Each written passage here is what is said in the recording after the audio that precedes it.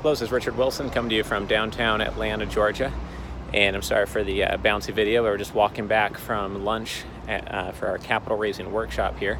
And I wanted to share something that someone just shared openly at the workshop. They said, it was the first question of the day.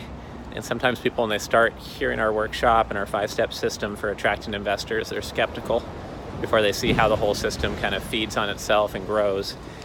So I didn't know what was going to come out of his mouth, but he said last year he came to our New York workshop, he started implementing the ideas, and as soon as he had his first thought leadership asset done, he raised $600,000 in a matter of 2 weeks, and he's attracted numerous other investors from putting in place our advice. So he's back this year just to refine it to the next level.